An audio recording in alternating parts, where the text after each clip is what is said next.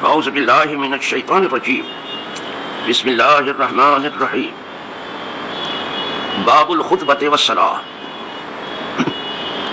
الفصل الاول عن انس ان النبی صلی اللہ علیہ وسلم یصلی الجمعۃ حین تمیل الشمس رواہ البخاری۔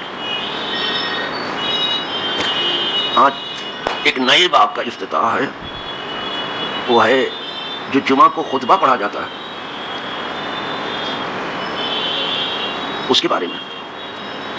تھوڑا سا تو آپ جانتے ہی ہیں اس کے بارے میں، لیکن سننے کے بعد بہت کچھ انشاءاللہ جان لیں گے، اور پھر اس کے خطبے کے بعد جو نماز ہوتی ہے اس کے بارے میں بھی آپ جانتے ہیں، لیکن سننے کے بعد کچھ اور جان لیں گے، صحیح علم ہو جائے گا آپ کو انشاءاللہ۔ اب یہ پہلی حدیث ہے اس کی فصل اول کی، راوی ہے حدیث پاک کے حضرت انس رضی اللہ تعالیٰ۔ وہ کہتے ہیں کہ بے شک نبی کریم صلی اللہ علیہ وسلم جمعہ کی نماز پڑھتے تھے جب سورج ڈھل جاتا تھا، سورج ڈھلنے کے بعد ہی جمعہ کی نماز پڑھتے تھے، یعنی سمجھ لیجئے کہ یہ ظہر کے وقت میں جمعہ ہوتا ہے، اور جس دن جمعہ ہوتا ہے اس دن ظہر آپ کو نہیں پڑھنی پڑتی، یہی ہے نا، سورج ڈھلنے سے پہلے نہیں پڑھتے تھے، جب سورج ڈھل جاتا تھا اس کے بعد ہی پڑھتے تھے۔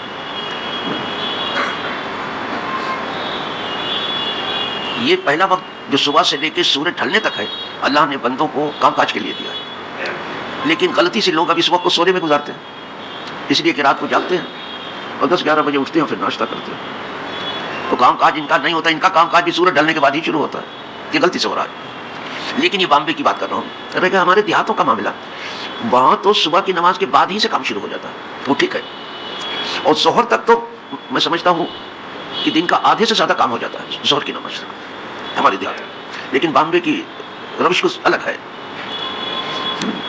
یہاں رات کو جاگتے ہیں اور دن کو سوتے ہیں، حالانکہ اللہ نے دن کو کام کے لیے بنایا اور رات کو آرام کے لیے بنایا، اگر یہ کریں گے تو ان کے لیے اچھا ہوگا۔ ایک حدیث ہو گئی، ایک دوسری بھی سن لیجیے۔ عن سہل بن سعد قال ما كنا نقيل ولا نتغدى الا بعد الجمعہ متفق علیہ۔ یہ حدیث بھی امام بخاری نے روایت کیا، امام مسلم نے روایت، کتنی مختصر ہے لیکن کتنی جامع ہے، اور یہی حضور کے کلام کی خصوصیت ہے، بہت کم بولتے ہیں لیکن معنی بہت زیادہ لیتے ہیں۔ صحابہ بیان کرتے ہیں، سہل بن سعد کہہ رہے ہیں کہ ہم قیلولہ نہیں کرتے تھے اور صبح کا ناشتہ بھی نہیں کرتے تھے، صبح کا کھانا بھی نہیں کھاتے تھے۔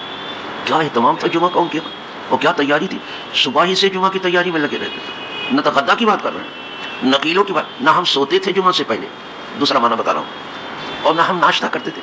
صحابہ کا ناشتہ بہت مختصر ہوتا تھا، اتنا مختصر ہوتا تھا کہ ایک مسل مشہور ہو گئی کہ ناشتہ بقدر بادام، ناشتہ اتنا ہلکا پھلکا ہو جیسے بادام ہوتا ہے، بس بہت کم کھاتے تھے صحابہ، ناشتہ بقدر بادام۔ اور یہاں کے ناشتے کی بھی مسل بیان کی گئی ہے، جو بامبے میں ہوتا ہے وہ آپ جانتے ہیں کہ ناشتہ بقدر گودام، اٹھنا بیٹھنا مشکل ہوتا ہے، اتنی ناشتے کی تیاری کرتے ہیں کہ پوچھو نہیں سکتے۔ تو جہاں ناشتہ بقدر گودام ہوتا ہے تو وہ الگ بات ہے۔ صحابہ بہت ہلکا پھلکا، کہاں ہلکا پھلکا بھی ناشتہ نہیں کرتے، صرف جمعہ کی تیاری کرتے تھے، جمعہ کی تیاری، نہ سوتے تھے جمعہ سے پہلے، نہ جمعہ سے پہلے کھانا کھاتے تھے، جمعہ کے بعد ہی کھانا کھاتے تھے، اور پھر جمعہ کے بعد ہی قیلولہ کرتے تھے، یعنی آرام کرتے تھے۔ کھانے کے بعد حکم ہے کہ کم از کم آدھے گھنٹے تک کچھ کام مت کیا کرو، اس لیے کہ تھوڑا سا معدے پہ جب وہ ہوتا ہے تو ذہن ٹھیک سے کام نہیں کرتا، تو تھوڑا آرام دو اپنے آپ کو، کھانے کے بعد تھوڑا سا آدھا گھنٹہ کم از کم۔ اب یہاں قیلولہ بھی لیلولے کی طرح سے ہوتا ہے، وہ لمبا ہوتا ہے، اس کے بعد آدھا گھنٹہ لیٹے رہو، آرام کر لو، انشاءاللہ آرام سے وہ کھانا تیار ہو جائے۔ اور کھاتے کیا تھے، موٹا اناج کھاتے تھے صحابہ، جو کھاتے، جو کی روٹی، یہ بہت مفید ہے جو، پیٹ کو بہت ٹھنڈا رکھتی ہے، اس کا پانی بھی پی لیتے، جو کی روٹی کھاتے تھے، یہ جلدی سے ہضم ہوتی ہے اور پیٹ کو ٹھنڈا رکھتی ہے، معدہ گرم نہیں ہونے پاتا۔ اس پر ایک بات کہی ہے، جی چاہتا کہ ذکر کر دو، جو کی روٹی کی وجہ، وہ کہتا ہے تیری خاک میں ہے اگر شرر تو خیال فقر و غنا نہ کر کہ جہاں میں نان شعیر پر ہے مدار قوت حیدری۔ کہا اگر تیرے سینے میں ایمان کی چنگاری موجود ہے تو امیری غریبی کا خیال زیادہ مت کر کے ہم امیر ہیں کہ غریب ہیں، اس کا خیال چھوڑ دے۔ مولا علی کو تو دیکھ کہ کھاتے تھے جو کی روٹی اور در خیبر اکھاڑ کے پھینک دیا، تو یہ قوت خدا کی طرف سے آتی ہے، محض کھانے پینے سے نہیں آتی ہے، بس یہ خدا کی طرف سے آتی ہے کہ جہاں میں نانے شہید جو کو گئے جو کی روٹی کھائے ہے مدار قوت ہے گئی۔ 2 حدیثوں کو ایک اور پڑھ دیتا ہوں، اگرچہ میں نے آج ہی شروع کیا ہے لیکن ایک حدیث اور کہ کچھ کتاب یہ ہو جائے تو تھوڑا سا آپ کی سمجھ میں آ جائے۔ وعن السائب بن یزید قال كان النداء يوم الجمعة أوله إذا جلس الإمام على المنبر على عهد رسول الله وأبي بكر عمر فلما كان عثمان كسر الناس زاد النداء الثالث على الثورة رواه البخاري۔ یہ آپ تیسری حدیث اس باب کی سننے جا رہے ہیں، متن تو سن لیا۔ سائب ابن یزید کہتے ہیں کہ حضور کے عہد مبارک مہد میں جمعہ کے دن بھی ایک ہی اذان ہوتی تھی، ہر نماز کے لیے ایک ہی اذان ہے نا، فجر ایک اذان، ظہر ایک اذان، عصر ایک اذان، مغرب ایک اذان، فجر ایک اذان، لیکن جمعہ کے دن 2 ہوتی ہے۔ اس کے بارے میں بتا رہے ہیں، کہا حضور کے زمانے میں ایک ہی ہوتی تھی، صدیق اکبر کے زمانے میں بھی ایک ہی اذان ہوتی تھی، فاروق اعظم کے زمانے میں ایک ہی ہوتی تھی، اور شروع میں حضرت عثمان کے یہاں بھی زمانے میں ایک ہی ہوتی تھی، لیکن جب بھیڑ بھاڑ زیادہ ہونے لگی اور لوگ سستی کرنے لگے تو حضرت عثمان نے ایک اذان اور بڑھا دیا۔ اب اگر میں آپ سے پوچھوں جو حضور نے بڑھایا، حضرت عثمان نے بڑھایا اذان، وہ کون سی ہے تو شاید آپ کو مشکل ہو جائے۔ وہ آج کل جو پہلی کہتے ہیں نا، اسی کو بڑھایا ہے۔ پہلے صرف خطبے کے وقت ہوتی تھی اذان، جو خطبے کے وقت اذان ہوتی ہے نا، امام بیٹھ جاتا میں یہیں سے کہتا ہوں کہ اذان پڑھو، وہ پہلی تھی۔ اب پہلی کون ہو گئی؟ اس سے پہلے ہو جاتی ہے، سمجھ میں؟ جیسے 1:05 ہوا، 10 منٹ ہوا، اسے پہلی ہو جاتی ہے۔ یہ پہلی نہیں ہے، دوسری۔ یہ عثمان غنی کے زمانے میں ایک اذان بڑھا دی گئی۔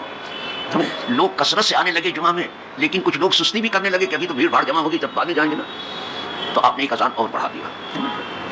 اور یہ اذان بھی جو ہے باہر سے ہوتی تھی،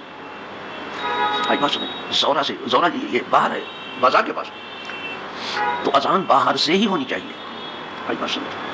اس لیے آپ کی دونوں اذانیں جو ہیں باہر ہی سے ہوتی ہیں، اس لیے کہ یہ بلاوا ہے۔ کورٹ میں بھی پکار باہر آ کر کے ہوتی ہے، اندر سے نہیں ہوتی کہ جہاں جج بیٹھا وہاں سے پکار، باہر آ کے۔ تو باہر والوں کو بلایا جاتا ہے کہ آ جاؤ نماز کے لیے، آؤ اپنی بھلائی کے لیے، اور جو موجود ہیں ان کو کہہ دیا جاتا ہے بالکل تیار ہو جاؤ، نماز تیار ہے۔